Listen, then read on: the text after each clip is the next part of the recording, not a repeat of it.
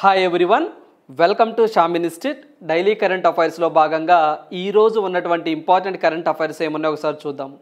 So ఎవరైతే group 1, group 2 prepare అవుతున్న అభ్యర్థులు ఎవరైతే ఉన్నారో సో ఇవన్నీ కూడా మీకు ఎగ్జామ్ పాయింట్ ఆఫ్ వ్యూలో ఉపయోగపడుతూ ఉంటాయండి. సో దాంతోపాటుగా ఎవరైతే కానిస్టేబుల్ మెయిన్స్ ఎగ్జామ్ రాయాలనుకున్న అభ్యర్థులు ఎవరైతే ఉన్నారో సో మీకు కానివ్వండి, ఎస్ఎస్సి జీడీకి సంబంధించినటువంటి ఆస్పిరెంట్స్కి కానివ్వండి, సో ఈ ఏవైతే మనం ప్రొవైడ్ చేస్తున్నామో ఈ కరెంట్ అఫైర్స్ అన్నీ కూడా మీకు ఉపయోగపడే విధంగా అందించడం జరుగుతుంది. సో మనం ప్రతిసారి చెప్తూనే ఉంటామండి. సో కరెంట్ అఫైర్స్ అనేవి ఎగ్జామ్కి 10 days ముందో లేకపోతే 1 week ముందో చదివితే అసలు ఏమీ గుర్తుండవు. సో దయచేసి ఇప్పటి నుంచే ప్రతిరోజు కూడా కరెంట్ అఫైర్స్కి సంబంధించి 1 hour కేటాయిస్తూ ఉండండి. సో ప్రతిరోజు కరెంట్ అఫైర్స్ ఏం జరుగుతుందో చదువుకుంటూ ఉంటే మీకు జనరల్ స్టడీస్ మీద కూడా గ్రిప్ వస్తుందండి. Like polity, history, economy, geography. So దీని మీద కూడా మీకు మంచి కమాండింగ్ అనేది రావడం జరుగుతుంది.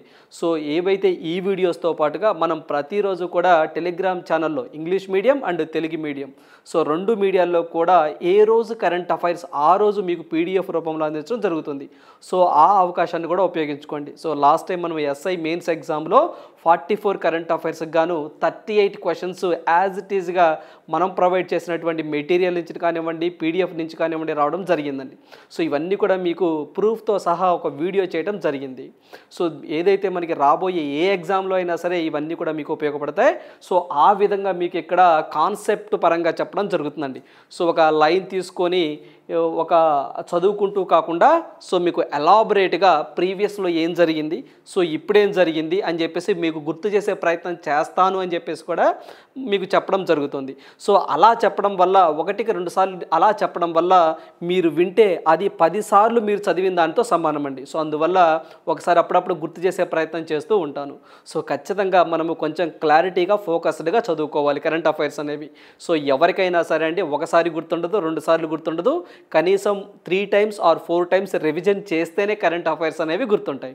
రైట్. సో ఈరోజు మనం డైలీ కరెంట్ అఫైర్స్లో భాగంగా ఫస్ట్ కరెంట్ అఫైర్ చూసినట్లయితే సో ఈరోజు వైఎస్ఆర్ కళ్యాణమస్తు, వైఎస్ఆర్ షాదీ తోఫా వార్తల్లోకి రావడం జరిగిందండి. సో ఏదైతే ఆంధ్రప్రదేశ్ గవర్నమెంట్ పేదలకు సో ఎవరైతే మనకి బిలో పావర్టీ లైన్స్ అని చెప్పేసి అంటామో వీరి కోసము ఈ 2 స్కీమ్స్ అండి, అంటే స్కీమ్స్ 2 అంటే 2 పథకాలు 2 కలిపి మనం చదువుకోవాలి. వైఎస్ఆర్ కళ్యాణమస్తు, వైఎస్ఆర్ షాదీ తోఫా అనే పేరుతో ఆర్థిక సహాయాన్ని అందిస్తున్నాయి. ఎవరికి ఆర్థిక సహాయాన్ని అందిస్తున్నాయి? సో ఎవరైతే మ్యారేజ్ చేసుకుంటారో అలాంటి వాళ్ళకి ప్రభుత్వం అనేది ఆర్థిక సహాయాన్ని అందిస్తూ ఉంటుంది. గతంలో ఇదే పథకాన్ని సో మనకి చంద్రన్న పెళ్లి కానుక అని చెప్పేసి పిలిచేవారండి. సో ఈ కరెంట్ అఫైర్స్ని రీజనల్ అంశాల్లో మనం చదువుకుంటాం. సో పర్టికులర్గా గ్రూప్ 2, గ్రూప్ 1కి ప్రిపేర్ అవుతున్న అభ్యర్థులు ఎవరైతే ఉన్నారో ఇలాంటివి ఎగ్జామ్లో అడుగుతున్న సందర్భంలోనే ప్రీవియస్ పేపర్లు మనం చూసినట్లయితే చంద్రన్న పెళ్లి కానుకకు సంబంధించి ఈ క్రింది వాటిలో సరికాని అంశాన్ని గుర్తించండి అని అడిగిన సందర్భాలు ఉన్నాయి. సో అందువల్ల దీనికి మనకి వైఎస్ఆర్ ఇప్పుడు పేరు మార్చారండి. సో గవర్నమెంట్ మారిన తర్వాత జగన్ గారి గవర్నమెంట్ వచ్చిన తర్వాత చంద్రన్న పెళ్లి కానుక ప్లేస్లో వైఎస్ఆర్ కళ్యాణమస్తు, వైఎస్ఆర్ షాదీ తోఫా అనే ఒక కార్యక్రమాన్ని తీసుకొచ్చాయి. సో ఇది మనం చూసినట్లయితే ఎవరైతే మనకి మ్యారేజ్ చేసుకున్నటువంటి వధువు వరులకు ఉంటారో వాళ్ళ అకౌంట్లో సో ఈ వీటిలో అమౌంట్ అనేది జమ చేస్తూ ఉంటారు. సో అంటే క్యాస్ట్ బేస్డ్గా ఉంటుందండి. అయితే ఇప్పుడు ఎందుకు సార్ వార్తల్లోకి వచ్చిందంటే జూలై, ఆగస్టు, సెప్టెంబర్ అంటే ఈ 3 నెలలకు ఒకసారి ఫండింగ్ అనేది రిలీజ్ చేస్తూ ఉంటారండి. త్రైమాసికంలో వివాహం చేసుకున్న అర్హులకు ఆర్థిక సహాయం ఈరోజు అందిస్తూ ఉన్నారు. సో మొత్తం చూసినట్లయితే 10,511 జంటలకు గాను సో మనకి 81.64 కోట్ల జమ చేస్తారు అని చెప్పి చెప్తున్నారండి. అంటే ప్రతి 3 నెలలకు ఒకసారి ఈ యొక్క పథకంలో డబ్బులు అనేది మనకి రాష్ట్ర ప్రభుత్వం అందిస్తూ ఉంటుంది. సో ఇది మనకి సెప్టెంబర్ కదండి, మళ్ళీ అక్టోబర్, నవంబర్, డిసెంబర్కి సంబంధించి ఆ 3 నెలల్లో రిజిస్ట్రేషన్ వాళ్ళకి జనవరిలో ఇస్తారు. ఇది ప్రాసెస్. అయితే ఎంత అమౌంట్ ఇస్తారనేది ఎగ్జామ్లో అడుగుతూ ఉంటారండి. సో మనకి జాగ్రత్తగా వినండి. సో ఎవరైతే ఎస్సీ వ్యక్తులు ఉంటారో వాళ్ళకి 1,00,000 రూపాయలు ఇస్తూ ఉంటారండి. సో దీంట్లో కేటగిరీస్ ఉంటాయండి, క్యాస్ట్ని బట్టి కూడా బేస్గా ఇస్తూ ఉంటారు. సో ఎవరైతే ఎస్సీ క్యాస్ట్కి సంబంధించిన అభ్యర్థులు ఉంటారో వాళ్ళు మ్యారేజ్ చేసుకుంటే 1,00,000 రూపాయలు ఇస్తారు. సో ఎస్టీలోనే ఇంటర్ క్యాస్ట్ మ్యారేజ్ చేసుకున్న అభ్యర్థులకైతే మాత్రము 1,20,000 రూపాయలు ఇస్తారండి. సో మనకి 1,20,000 రూపాయలు ఇస్తారు. అదేవిధంగా ఎస్టీ కేటగిరీ అంటే షెడ్యూల్ ట్రైబ్కి సంబంధించి మ్యారేజ్ చేసుకుంటే 1,00,000 రూపాయలు ఇస్తారండి. అదే ఎస్టీలో ఇంటర్ క్యాస్ట్ మ్యారేజ్ చేసుకున్నాం అనుకోండి సో అలాంటి వాళ్ళకి 1,20,000 రూపాయలు ఇస్తారు. సో అందువల్ల గుర్తుంచుకోవాలి ఎగ్జామ్ పాయింట్ ఆఫ్ వ్యూలో. సో అదేవిధంగా ఎవరైతే వీళ్ళకి సంబంధించి ఎస్సీ ఎస్టీ అయిపోయారండి, నెక్స్ట్ బీసీలకు సంబంధించి బీసీలకు సంబంధించి 50,000 ఇస్తారండి. సో బీసీల్లో కూడా ఇంటర్ క్యాస్ట్ మ్యారేజ్ చేసుకున్న వాళ్ళకి అంటే కులాంతర వివాహం అని చెప్పేసి అంటామండి. సో వీరికి ఎంత ఇస్తారంటే 75,000 ఇస్తూ ఉంటారండి. అదేవిధంగా మైనారిటీస్ అని చెప్పేసి అంటాము. సో మనకి మైనారిటీస్ అని చెప్పేసి అంటాం. సో ఈ మైనారిటీస్కి అయితే మాత్రము 1,00,000 రూపాయలు ఇస్తారండి, 1,00,000 ఇస్తూ ఉంటారు. సో అదేవిధంగా మనకి దివ్యాంగులు లేకపోతే ఫిజికల్లీ హ్యాండిక్యాప్లు అని చెప్పేసి అంటారండి. సో వీళ్ళకి సంబంధించి అంటే ఫిజికల్లీ హ్యాండిక్యాప్లకు సంబంధించి వీళ్ళకి చూస్తే మాత్రం 1,50,000 రూపాయలు ఇస్తారండి వీళ్ళకి. అదేవిధంగా భవన నిర్మాణ కార్మికులు అని చెప్పేసి ఉంటారండి. సో మనకి భవన నిర్మాణ కార్మికులు అని చెప్పేసి ఉంటారు. సో వీరికి మనం చూసుకుంటే అంటే కన్స్ట్రక్షన్కి సంబంధించి చూసుకుంటే 40,000 ఇస్తూ ఉంటారండి. సో ఈ కేటగిరీకి ఎగ్జామ్ పాయింట్ ఆఫ్ వ్యూలో మనం ఈ టేబుల్ అంతా గుర్తుంచుకోవాలి ఎగ్జామ్ పాయింట్ ఆఫ్ వ్యూలో. సో ఎస్సీలకు కానివ్వండి, ఎస్టీలకు కానివ్వండి, మైనారిటీస్కి కానివ్వండి 1,00,000 రూపాయలు ఇస్తారు. పర్టికులర్గా ఎస్సీలు ఇంటర్ క్యాస్ట్ మ్యారేజ్ చేసుకున్నా లేదా ఎస్టీలు ఇంటర్ క్యాస్ట్ మ్యారేజ్ చేసుకున్నా 1,20,000 రూపాయలు అంటే 20,000 రూపాయలు అదనంగా ఇస్తారు. సో బీసీ అభ్యర్థులు ఎవరైతే ఉన్నారో వీళ్ళకి మాత్రం 50,000 ఇస్తారు. వీళ్ళల్లో కులాంతర వివాహం చేసుకుంటే 75,000 రూపాయలు ఇస్తారు. అదేవిధంగా ఎవరైతే డిజబిలిటీ పర్సన్స్ అని చెప్పేసి అంటారండి, సో వీళ్ళని వికలాంగులు అని కూడా అంటాము, వీళ్ళకి మాత్రం హయ్యెస్ట్గా ఉందండి. సో మనకి 1,50,000 రూపాయలు ఇస్తూ ఉంటారు. అదేవిధంగా భవన నిర్మాణ కార్మికులు అని చెప్పేసి అంటాం, కన్స్ట్రక్షన్ ఫీల్డ్లో ఉంటాం చూసారండి, వాళ్ళకి మాత్రం 40,000 రూపాయలు అనేది ఈ యొక్క పథకం కింద వధువు వరులకు అందిస్తూ ఉంటారు. సో ఈ టేబుల్ గుర్తుంచుకోండి. అదేవిధంగా సో ఎవరైతే మ్యారేజ్ చేసుకోవాలనుకుంటున్న వధువు వరులు ఇద్దరూ కూడా సో అమ్మాయికి అంటే ఫిమేల్కి అయితే 18 సంవత్సరాలు ఖచ్చితంగా దాటి ఉండాలి. సో మెన్కి అయితే మాత్రం 21 ఇయర్స్ ఖచ్చితంగా ఉండాలి. అయితే ఇద్దరూ కూడా 10th క్లాస్ పాస్ అయి ఉండాలి. దీని కండిషన్ అదండి. సో అంటే మెయిలు ఫిమేలు అంటే వధువు వరుడు అని చెప్పేసి అంటాం కదా, వాళ్ళల్లో ఇద్దరు ఒకళ్ళు 10th తప్పినా ఉండదండి. వాళ్ళిద్దరూ కూడా 10th పాస్ అయి ఉండాలి, గుర్తుంచుకోండి. సో 10th పాస్ అయి ఉండాలని చెప్పి చెప్తున్నారు. ఎందుకు సార్ ఇలా పెట్టింది అంటే ఆంధ్రప్రదేశ్ గవర్నమెంట్ అంటున్నారు సో బాల్య వివాహాలను అడ్డుకట్ట వేయటానికి, అదేవిధంగా ఈ యొక్క పిల్లల్ని ఎడ్యుకేట్ విధంగా అంటే చదువుకునే విధంగా ప్రోత్సహించాలనే ఉద్దేశంతో వీటిని మేము తీసుకొస్తున్నాము అని చెప్పేసి చెప్తా ఉన్నారు. అంటే చాలామంది కూడా 20 సంవత్సరాలకే 21 సంవత్సరాలకే 19 సంవత్సరాలకే మ్యారేజ్ చేసుకుంటూ ఉంటారండి. సో ఆ తర్వాత ఏవైతే ఈ డబ్బులు ఇస్తారో ఈ డబ్బులతో వాళ్ళు చదువును కొనసాగించవచ్చు అని చెప్పేసి ప్రభుత్వం యొక్క భావన. సో అందువల్ల ఇద్దరు కూడా 10th క్లాస్ పాస్ అయి ఉండాలి. అయితే దీనికి సంబంధించి ఏదైతే మనకి ఒక పోర్టల్ ఉంటుందండి, నవశకం పోర్టల్ అని చెప్పేసి ఒక పోర్టల్ ఉంటుంది. సో మనకి నవశకం పోర్టల్ అని చెప్పేసి ఒక పోర్టల్ ఉంటుందండి. సో ఈ పోర్టల్లో వాళ్ళ పేర్లు నమోదు చేసుకోవాలి. సో మనకి నమోదు చేసుకోవాలి, గుర్తుంచుకోండి. సో ఇన్ జనరల్గా మ్యారేజ్ అయిన ఒక 6 నెలల లోపు లేదా సంవత్సరం లోపు అయితే మాత్రం ఆయా సచివాలయంకి వెళ్ళి పేర్లు రిజిస్ట్రేషన్ చేసుకుంటే సరిపోతుంది. సో ఆ తర్వాత దాటిందనుకోండి ఆ పక్కన ఉన్నటువంటి ఏదైతే మనకి రెవెన్యూ డివిజన్ ఉంటుందో అక్కడికి వెళ్ళి పేర్లు నమోదు చేసుకోవాలి మీ సేవలో. సో దానికి సంబంధించిన అకౌంట్స్ని తల్లుల యొక్క అకౌంట్స్లో జమ చేస్తాము అని చెప్పేసి ఆంధ్రప్రదేశ్ ప్రభుత్వం చెప్తా ఉంది. సో అందువల్ల ఎగ్జామ్ పాయింట్ ఆఫ్ వ్యూలో గుర్తుంచుకోండి ఏ పోర్టల్ సార్ అంటే నవశకం పోర్టల్.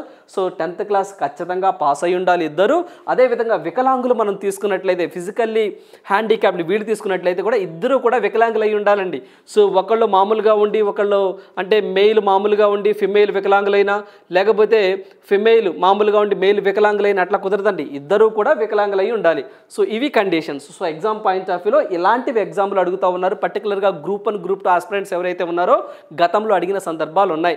మరి దీనికి సంబంధించి సో జూలై, ఆగస్టు, సెప్టెంబర్ ఈ 3 నెలల్లో చేసుకున్న వారికి ఈరోజు 81.64 కోట్లను అకౌంట్లో జమ చేయనుంది ఆంధ్రప్రదేశ్ ప్రభుత్వం. సో అందువల్ల ఇది వార్తల్లోకి రావడం జరిగింది, గుర్తుంచుకోండి. వైఎస్ఆర్ కళ్యాణమస్తు, వైఎస్ఆర్ షాదీ తోఫా. సో ఇక్కడ మనం మైనారిటీస్ అనగానే సో ఎవరైతే దూదేకుల కమ్యూనిటీ కానివ్వండి, నూర్ భాషా కమ్యూనిటీ కానివ్వండి, మైనారిటీస్ వీళ్ళంతా మైనారిటీస్ కిందే వస్తారు. సో వీళ్ళకి గాను 1,00,000 రూపాయలు అనేది ఇస్తూ ఉంటారు, గుర్తుంచుకోండి. So this is all about YSR Kalyanamasthu, YSR Shaadi Tohfa. Right. So next one చూద్దాం. సో మనకి పలాస కిడ్నీ రీసెర్చ్ సెంటర్కు వైఎస్ఆర్ పేరు, ఇది కూడా అంతేనండి మనం రీజనల్ అంశాల్లో చదువుకుంటూ ఉంటాం. సో మనకి రీనేమ్స్ అంటే చెప్పేసి పేరు మార్పులు అని చెప్పేసి ఇటీవల కాలంలో బాగా వార్తల్లోకి వస్తున్నాయండి. సో ఏదైనా ఒక విమానాశ్రయానికి పేరు మార్చినా, లేకపోతే ఒక రోడ్డుకి ఏదైనా పేరు మార్చినా, లేకపోతే ఏదైనా ఒక పెద్ద జిల్లాకు పేరు మార్చినా, సో ఇలాంటివి ఎగ్జామ్లు ఎక్కువగా అడుగుతున్న సందర్భాలు ఉన్నాయి. సో ఇది మనం ఆంధ్రప్రదేశ్ రీజనల్ అంశాల్లో పర్టికులర్గా మనం గుర్తుంచుకోవాలి. సో పర్టికులర్గా గ్రూప్ గ్రూప్ 1 గ్రూప్ 2 అభ్యర్థులు ఎవరైతే ఉన్నారో ఇలాంటివి రీజనల్ అంశాలు ఎక్కువగా ఫోకస్ చేయడానికి ఆస్కారం ఉందండి. సో దీనికి సంబంధించి పలాస ఎక్కడండి, ఇది శ్రీకాకుళం జిల్లాలో ఉన్నటువంటి పలాసలోని కిడ్నీ రీసెర్చ్ సెంటర్ పేరును డాక్టర్ వైఎస్ఆర్ కిడ్నీ రీసెర్చ్ సెంటర్గా పేరు మారుస్తూ ప్రభుత్వం ఉత్తర్వులు జారీ చేయడం జరిగిందండి. సో అందువల్ల ఎగ్జామ్లో అడగడానికి ఆస్కారం ఎక్కువగా ఉంటుంది, గుర్తుంచుకోండి. ఇటీవల కాలంలో పలాస కిడ్నీ రీసెర్చ్ సెంటర్ను ఏ విధంగా పేరు మార్చారని చెప్పేసి అడుగుతారండి. సో మనకి వైఎస్ఆర్ కిడ్నీ రీసెర్చ్ సెంటర్గా పేరు మార్చారు. సో కింద ఆప్షన్స్ కూడా చాలా దగ్గరగా ఇస్తారండి. ఇక్కడ మనకి వైఎస్ఆర్ అన్నారు కదా, జగనన్న రీసెర్చ్ సెంటర్ అలా కూడా అడగొచ్చండి. సో అందువల్ల మనం చాలా జాగ్రత్తగా చదువుకోవాలి, వైఎస్ఆర్ కిడ్నీ రీసెర్చ్ సెంటర్ అని చెప్పేసి గుర్తుంచుకోండి. సో అదే విధంగా ఇటీవల కాలంలో ఆంధ్రప్రదేశ్ కొన్ని పేర్లతో వార్తల్లోకి వచ్చిందండి. అంటే ఇలాంటివే పేర్లు చేంజ్ చేసిందండి. అవి కొంత వివాదాస్పదంగా కూడా అయ్యాయి. అవేంటో ఒకసారి గుర్తు చేసే ప్రయత్నం చేస్తాను, గుర్తుంచుకోండి. ఆల్రెడీ మనం కరెంట్ అఫైర్స్లో డిస్కస్ చేసినవే మరొకసారి మీకు గుర్తు చేస్తాను. సో ఆంధ్రప్రదేశ్ గవర్నమెంట్ విజయవాడలో ఉన్నటువంటి ఏదైతే ఎన్టీఆర్ హెల్త్ యూనివర్సిటీకి డాక్టర్ వైఎస్ఆర్ హెల్త్ యూనివర్సిటీగా పేరు మార్చింది. అదేవిధంగా ఆంధ్రప్రదేశ్ శ్రీ రాఘవాచారి ప్రెస్ అకాడమీని ఆంధ్రప్రదేశ్ శ్రీ రాఘవాచారి మీడియా అకాడమీగా పేరు మార్చింది. అదేవిధంగా విశాఖపట్నంలో ఉన్నటువంటి ఏదైతే వ్యూ పాయింట్ ఏదైతే ఉంటుందో దానిని వైఎస్ఆర్ వ్యూ పాయింట్గా పేరు మార్చింది. అదేవిధంగా మా భారతదేశంలోనే మొట్టమొదటిసారిగా విజయవాడలో అండి, సో విజయవాడలో పశు జనరిక్ మెడికల్ షాపును పెట్టారండి, పశువులకు సంబంధించింది. దానికి వైఎస్ఆర్ పశు జనరిక్ మెడికల్ షాపుగా పేరు పెట్టడం జరిగింది. సో ఇవన్నీ కూడా ఇటీవల కాలంలో ఆంధ్రప్రదేశ్లో పెట్టినటువంటి పేర్లు. వాటితో పాటుగా ఇప్పుడు పలాస కూడా వార్తల్లోకి వచ్చింది, గుర్తుంచుకోండి. ఇవి ఆంధ్రప్రదేశ్కి సంబంధించినవి. మరి ఆంధ్రప్రదేశ్ కాకుండా అవుట్ ఆఫ్ అంటే నేషనల్ విషయాలు మనం తీసుకున్నాం అనుకోండి. ఇటీవల కాలంలో మనం చూసినట్లయితే మనకి ఏదైతే గోవాలో ఒక ఎయిర్పోర్ట్ ఉంటుందండి, సో మనకి మోపా ఇంటర్నేషనల్ ఎయిర్పోర్ట్ అని చెప్పేసి, దానికి మనోహర్ పారికర్ ఇంటర్నేషనల్ ఎయిర్పోర్ట్ అని చెప్పేసి పేరు పెట్టారు. అదేవిధంగా మనకి ఏదైతే చండీగఢ్ ఇంటర్నేషనల్ ఎయిర్పోర్ట్ ఉంటుందో దాన్ని షాహిద్ భగత్ సింగ్ ఇంటర్నేషనల్ ఎయిర్పోర్ట్ అని చెప్పేసి పేరు పెట్టారు. అరుణాచల్ ప్రదేశ్లో ఉన్నటువంటి కిబీతు మిలిటరీ స్టేషన్ని ఏదైతే మనకి బిపిన్ రావత్ మిలిటరీ స్టేషన్గా పేరు మార్చడం జరిగింది. అదేవిధంగా ముంబైలో ఉన్నటువంటి ఒక రైల్వే స్టేషన్ అండి, చర్చిగేట్ రైల్వే స్టేషన్ అని చెప్పేసి అంటాం, దాన్ని సిడి దేశ్ముఖ్ రైల్వే స్టేషన్గా పేరు మార్చారు. ఎవరు సార్ ఈ సిడి దేశ్ముఖ్ అంటే, ఒకప్పుడు రిజర్వ్ బ్యాంక్ ఆఫ్ ఇండియాకి అంటే ఇండిపెండెన్స్ వచ్చిన తర్వాత రిజర్వ్ బ్యాంక్ ఆఫ్ ఇండియాకు మొట్టమొదటి గవర్నరే సిడి దేశ్ముఖ్. సో ఇతను మహారాష్ట్ర స్టేట్కి సంబంధించిన వ్యక్తి. సో దానికి ఆ చర్చిగేట్ రైల్వే స్టేషన్కి సిడి దేశ్ముఖ్ రైల్వే స్టేషన్ అని చెప్పేసి పేరు పెట్టారు. అదేవిధంగా ఇటీవల కాలంలో నెహ్రూ మ్యూజియం అని చెప్పేసి ఢిల్లీలో ఉంటుంది, దాన్ని ప్రధానమంత్రి సంగ్రహాలయ లేదా ప్రధానమంత్రి మ్యూజియం అని చెప్పేసి పేరు మార్చడం జరిగింది. అదేవిధంగా మనకి ఇటీవల కాలంలో రాజ్పథ్ని కర్తవ్య పథ్గా పేరు మార్చారు అని చెప్పేసి, అదేవిధంగా మనకి ఏదైతే మనకి బాబర్ రోడ్ అని చెప్పేసి ఢిల్లీలో ఉంటుందండి, బాబర్ రోడ్డుని 5th ఆగస్టు మార్గ్గా పేరు మార్చారని చెప్పేసి మనం డిస్కస్ చేసాం. సో ఇవన్నీ కూడా వార్తలు మార్చినాయి. మహారాష్ట్ర మనం చూసినట్లయితే సో ఇటీవల కాలంలో అండి, సో మనకి ఔరంగాబాద్ డిస్ట్రిక్ట్ని దేవి అహల్యాబాయి నగర్గా పేరు మార్చడం జరిగిందని చెప్పేసి మనం డిస్కస్ చేసాం.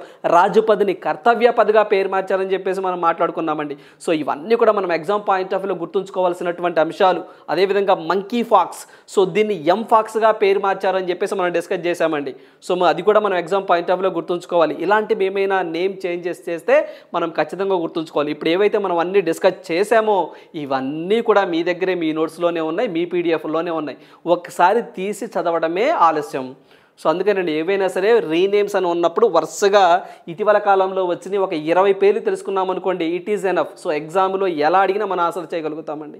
సో ఇటీవల పేరు మారిస్తే మనం ఖచ్చితంగా ఇలా చదువుకోవాలి. పర్టికులర్గా ఆంధ్రప్రదేశ్ విషయాలకు సంబంధించిన నేమ్ చేంజెస్, అదేవిధంగా నేషనల్కి సంబంధించిన విషయాలు మనం ఇలా గుర్తుంచుకోవాలండి. మనం ప్రతిసారి డిస్కస్ చేస్తూనే ఉంటాం. రైట్. సో నెక్స్ట్ వన్ చూద్దాం. సో నెక్స్ట్ వన్ చూసినట్లయితే అగ్నిమాపక శాఖలో మహిళలకు ప్రవేశం అని చెప్పేసి ఒక కమిటీ వేసిందండి ఆంధ్రప్రదేశ్ గవర్నమెంట్. ఏం చెప్పింది సార్ అంటే, అగ్నిమాపక శాఖలకు సంబంధించి అంటే మనకి ఫైర్ అని చెప్పేసి అంటామండి, అగ్నిమాపక శాఖ. సో దీంట్లో కూడా మహిళలకి ప్రవేశం కల్పించాలని, వీళ్ళకి కూడా ఉద్యోగాలు ఇవ్వాలి అని చెప్పేసి ఆంధ్రప్రదేశ్ ఒక కమిటీని వేసిందండి. సో ఆ కమిటీ ఏం సిఫారసు చేసింది సార్ అంటే, సో ఖచ్చితంగా వీళ్ళకి పోస్టుల్లో మహిళలకు ప్రవేశం ఇవ్వచ్చు అని చెప్పి చెప్పింది. సో ఆ కమిటీ ఏ కమిటీ సార్ అంటే రవిశంకర్ అయ్యన్నార్ కమిటీ అని చెప్పేసి అంటామండి. సో రవిశంకర్ అయ్యన్నార్ కమిటీ వాళ్ళు చెప్పడం జరిగింది. సో అదేవిధంగా ఫైర్ మ్యాన్ కానివ్వండి, స్టేషన్ ఫైర్ ఆఫీసర్ కానివ్వండి, తదితర పోస్టుల్లో మహిళలకు కూడా ఖచ్చితంగా ప్రవేశం కల్పించాలని చెప్పేసి అదనపు DG so Ravishankar Ayyanar committee సిఫారసు చేసిందని చెప్పేసి నిన్న మనకి హోంమంత్రి గారు ఎవరైతే మహిళ ఉన్నారో తానేటి వనిత గారు చెప్పడం జరిగింది. సో ఏ కమిటీ అని చెప్పేసి అడుగుతారు, గుర్తుంచుకోండి ఎగ్జామ్ పాయింట్ ఆఫ్ వ్యూలో. సో ఏ కమిటీ అండి? రవిశంకర్ అయ్యన్నార్ కమిటీ అని చెప్పేసి గుర్తుంచుకోండి. సో ఏదైతే మనకి జెండర్ ఇన్ఈక్వాలిటీ సాధించాలనే ఉద్దేశంతో మహిళలు కూడా పురుషులకు ఏమాత్రం తక్కువ కాదు అని చెప్పేసి అన్ని రంగాలలో కూడా మీరు రాణిస్తున్నారు కాబట్టి ఇలాంటి వాటిలో కూడా వాళ్ళకి అవకాశం కల్పించాలని చెప్పేసి ఈ కమిటీ చెప్పడం జరిగింది.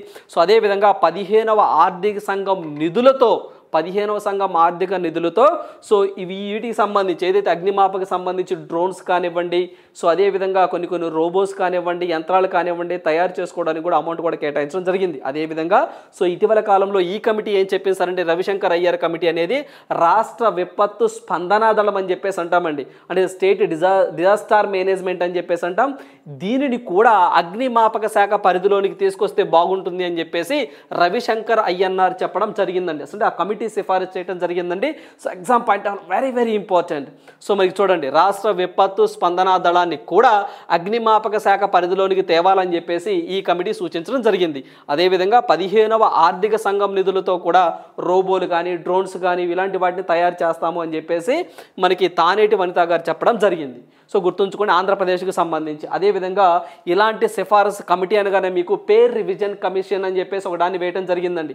సో ఆంధ్రప్రదేశ్లో ప్రభుత్వ ఉద్యోగులకు సంబంధించి పిఆర్సీ అని చెప్పేసి అంటాం, పేర్ రివిజన్ కమిషన్. సో దానికి మన్మోహన్ సింగ్ అని చెప్పేసి ఒక ఐఏఎస్ ఆఫీసర్ అధ్యక్షతన ఆ కమిటీ వేయడం జరిగిందని చెప్పేసి మనం కరెంట్ అఫైర్స్లో కూడా డిస్కస్ చేయడం జరిగిందండి. అది కూడా ఒకసారి గుర్తుంచుకోండి. ఆంధ్రప్రదేశ్ ప్రభుత్వం ప్రభుత్వ ఉద్యోగుల కోసం పేర్ రివిజన్ కమిషన్ ఏర్పాటు చేసింది. దానికి హెడ్ ఎవరు సార్ అంటే మన్మోహన్ సింగ్. సో ఇప్పుడు మళ్ళీ రవిశంకర్ అయ్యన్నార్ కమిటీ ఎందుకు సార్ అంటే ఈ యొక్క అగ్నిమాపక శాఖలో మహిళలకు కూడా ప్రవేశం కల్పించాలని చెప్పేసి ఈ కమిటీ సిఫారసు చేయడం జరిగింది. రైట్. సో నెక్స్ట్ వన్ చూద్దాం. సో నెక్స్ట్ వన్ చూసినట్లయితే పౌల్ట్రీ ఇండియా ప్రదర్శన ప్రారంభం అని చెప్పేసి హైదరాబాద్లో ఈ యొక్క ప్రదర్శన అనేది స్టార్ట్ అవ్వడం జరిగిందండి. రేపు కూడా జరుగుతుందన్నమాట. సో ఇది ఎక్కడ జరిగిందని ఎగ్జామ్లో అడుగుతారు. హైదరాబాద్లోని హైటెక్స్ వేదికగా ఏర్పాటు చేసిన 15వ poultry India expo. So straight question అండి, 15వ పౌల్ట్రీ ఇండియా ఎక్స్పో ఎక్కడ జరిగిందని అడుగుతారు. హైదరాబాద్ తెలంగాణ అని చెప్పేసి గుర్తుంచుకోండి. సో ఇది Indian poultry equipment manufacturers association ఆధ్వర్యంలో ఈ యొక్క ప్రదర్శనను ఏర్పాటు చేయడం జరిగిందండి. సో దాదాపుగా 400 కంపెనీలు దీంట్లో పార్టిసిపేట్ చేశాయి. అంటే పౌల్ట్రీకి సంబంధించిన ప్రొడక్ట్స్ ఏ విధంగా ఉండాలి, సో డిసీజ్ వస్తే ఎటువంటి చర్యలు తీసుకోవాలి, ఎటువంటి వ్యాక్సిన్లు తీసుకోవాలి, వాటికి సంబంధించిన ఫీడింగ్ ఏ విధంగా ఇవ్వాలి ఏంటి అని చెప్పేసి ఇక్కడ ఆయా కంపెనీలన్నీ కూడా ఇక్కడికి వచ్చి నాలెడ్జ్ షేరింగ్ లాగా చర్చించుకుంటూ ఉంటాయండి. సో దానికి సంబంధించిన పేరే పౌల్ట్రీ ఇండియా ఎక్స్పో అని చెప్పేసి గుర్తుంచుకోండి. ఎక్కడ అంటే హైదరాబాద్. అదేవిధంగా బయో ఏషియా సదస్సు అని చెప్పేసి కూడా హైదరాబాద్లోనే సో జరగబోతుందండి. సో 2024 ఫిబ్రవరిలో, అది కూడా గుర్తుంచుకోండి. రైట్. సో నెక్స్ట్ వన్ చూద్దాం. సో నెక్స్ట్ వన్ చూసినట్లయితే ఇజ్రాయెల్ హమాస్ యుద్ధం ప్రాంతీయ ఘర్షణగా మారకూడదు అని చెప్పేసి ఏదైతే G20 వర్చువల్ సమావేశంలో నిన్న నరేంద్ర మోదీ గారు మాట్లాడటం జరిగిందండి. సో మనకి G20 సమావేశం అనేది 18వ ఎడిషన్ ఈ సంవత్సరం మన భారతదేశంలోనే సెప్టెంబర్ 9, 10 ఈ 2 డేస్లోనే మనకి ఏదైతే భారత మండపం అని చెప్పేసి ఢిల్లీలో ప్రగతి మైదాన్లో ఉంటుందండి భారత మండపం, అక్కడ జరిగింది. సో అప్పుడు 9, 10 తారీఖుల్లో జరిగినాయి. సో ఇప్పుడు నిన్న ఏంటి సార్ అంటే ఇది G20 వర్చువల్ సమావేశం అంటే ఆ సమావేశంలో తీసుకున్న నిర్ణయాలు ఎంతవరకు వచ్చాయి ఏంటి అని చెప్పేసి ఒకసారి పురోగతి ఏ విధంగా ఉంది ఏంటి అని చెప్పేసి సో మనకి రివ్యూ చేసుకోవడానికి ఈ సమావేశాన్ని ఏర్పాటు చేయడం జరిగిందండి. ఎందుకు సార్ అంటే మనము G20 బాధ్యతలను నవంబర్ 30తో మన యొక్క ఎక్స్పైరీ అయిపోతుందండి, మనం కోల్పోతాం. సో డిసెంబర్ 1వ తారీఖు నుంచి బ్రెజిల్ అనేది G20 బాధ్యతలను అధికారికంగా చేపట్టబోతుంది. సో లాస్ట్ మీటింగ్ ఇదేనండి. సో ఎగ్జామ్లో వర్చువల్ సమావేశం అనేది ఎప్పుడు జరిగిందని చెప్పేసి అడుగుతారు. ఎగ్జామ్ పాయింట్ ఆఫ్ వ్యూలో గుర్తుంచుకోండి, నిన్నటితో కంప్లీట్ అయింది. సో నిన్నటితో కంప్లీట్ అయింది. సో మనకి నవంబర్ 30తో మనము G20 బాధ్యతల నుంచి మనం తప్పుకుంటాము. సో దాంట్లో భాగంగా నరేంద్ర మోదీ గారు ఏదైతే ఆర్టిఫిషియల్ ఇంటెలిజెన్స్ గురించి ఇటీవల కాలంలో డీప్ ఫేక్ అని చెప్పేసి సో కొంతమంది వ్యక్తుల యొక్క ఫేసెస్ని మార్చి వాళ్ళ ఫేసెస్లు పెట్టి కొంత ఇబ్బందికరమైన వాతావరణం సృష్టిస్తూ ఉన్నారండి. మార్ఫింగ్ అని చెప్పేసి అంటాం. సో మార్ఫింగ్కి కొంత అడ్వాన్స్డ్ వెర్షనే డీప్ ఫేకింగ్. అంటే మార్ఫింగ్లో కొంతవరకు కూడా ఇది డూబు, సో ఇది ఫేక్ అని చెప్పేసి ఐడెంటిఫై చేయొచ్చండి. బట్ ఈ డీప్ ఫేక్లో మనం చూసినట్లయితే 99% యాజ్ ఇట్ ఈజ్గా సో ఆ మనిషి యొక్క హావభావాలు కానివ్వండి, నడక కానివ్వండి, యాజ్ ఇట్ ఈజ్గా సో మనం గుర్తుపట్టలేనంత విధంగా దీన్ని మార్ఫింగ్ చేస్తూ ఉంటారండి. సో ఇటీవల కాలంలో రష్మి మందానా అని చెప్పేసి ఒక హీరోయిన్ ఉంది. సో ఆమెను ఒక డీప్ ఫేక్ రావడం జరిగిందండి. అదేవిధంగా నరేంద్ర మోదీ గారు డ్యాన్స్ చేస్తున్నట్టు, ఒక గార్బా ఫోక్ డ్యాన్స్ చేస్తున్నట్టు సోషల్ మీడియాలో చూసాం. సో అదేవిధంగా సచిన్ టెండూల్కర్ గారి యొక్క కుమార్తె అండి సారా టెండూల్కర్ గారు, ఆమె ఫొటోస్ అన్నీ మీరు చూస్తూనే ఉన్నారు. సో టెలిగ్రామ్ మనకి ఏదైతే సోషల్ మీడియాలో ఇవన్నీ కూడా డీప్ ఫేక్లో సృష్టించినవి అని చెప్పి చెప్తున్నారు. సో ఇది ప్రపంచానికి పెను సవాలుగా ఉందని చెప్పేసి నరేంద్ర మోదీ గారు చెప్తా ఉన్నారు. దీనిని కలిసి కట్టుగా ఖచ్చితంగా దీన్ని అణచవేయాలని చెప్పేసి, ఇలాంటి చర్యలు తీసుకోకుండా ప్రపంచ దేశాలన్నీ కలిసి కట్టుగా సైబర్కి సంబంధించినటువంటి అంశాలపై మాట్లాడుకోవాలని చెప్పేసి నరేంద్ర మోదీ గారు నిన్న G20 సమావేశం, వర్చువల్ సమావేశంలో మాట్లాడటం జరిగిందండి. అదేవిధంగా ఇజ్రాయెల్కి సంబంధించి, హమాస్కి సంబంధించి కూడా సో ఖచ్చితంగా ఇలాంటి యుద్ధాలు ఫ్యూచర్లో జరగకూడదని, సో ఇది ప్రజల మధ్య వైర్యం కాకూడదు అని చెప్పేసి, సో ఆయా దేశాల విధానంలో మార్పు రావాలని చెప్పేసి నరేంద్ర మోదీ గారు చెప్తా ఉన్నారు. అదేవిధంగా రష్యా ఉక్రెయిన్ వారు కూడా ప్రస్తావించారు. గ్లోబల్ టెర్రరిజం కానివ్వండి, అదేవిధంగా గ్లోబల్ వార్మింగ్ కానివ్వండి, సో ఇవన్నీ కూడా ప్రపంచాన్ని పట్టి పీడిస్తున్న సమస్యలని, వీటి మీద అన్ని దేశాలు కలిసికట్టుగా రావాలి అని చెప్పేసి, ఇది యుద్ధాలు చేసే టైం కాదండి, ప్రేమను పంచుదాం, ప్రేమతో ఉందాం, అలాంటి సూక్తుల్ని భారతదేశమే కోరుకుంటుందని. అందుకని G20లో దాని యొక్క థీమ్ వచ్చేసరికి one earth one future, one earth one family one future. అదేవిధంగా G20 థీమ్ మనం చూసినట్లయితే one earth one family one future అని నినాదం, వసుధైవ కుటుంబకం అని చెప్పేసి నినాదాన్ని భారతదేశం ఇచ్చిందని, ప్రేమను పంచుదామే తప్ప ఇది యుద్ధాలు చేసే టైం కాదని చెప్పేసి ప్రపంచ దేశాలకు నరేంద్ర మోదీ గారు నిన్న G20 సమావేశంలో భాగంగా చెప్పడం జరిగింది. అదేవిధంగా G20 భాగంగానే సో దగ్గరగా ఇండియా మొత్తం మీద 60 నగరాలలో 200 మీటింగ్స్ పైగా కండక్ట్ చేశామని, దాని మీద పురోగతి ఏ విధంగా ఉంది ఏంటి అని చెప్పేసి ఈ యొక్క G20 సమావేశంలో, వర్చువల్ సమావేశంలో మాట్లాడటం జరిగింది. అదేవిధంగా సో మనం ఏదైతే డిసెంబర్ 1, 2022 నుంచి నవంబర్ 30, 2023 వరకు G20 బాధ్యతలు మనం చేపడతాం. ఆఫ్టర్ దట్ డిసెంబర్ 1, 2023 నుంచి నవంబర్ 30, 2024 వరకు కూడా బ్రెజిల్ అనేది నిర్వహించబోతుంది ఈ యొక్క G20 సమావేశం అని చెప్పేసి భారతదేశం చెప్తా ఉంది.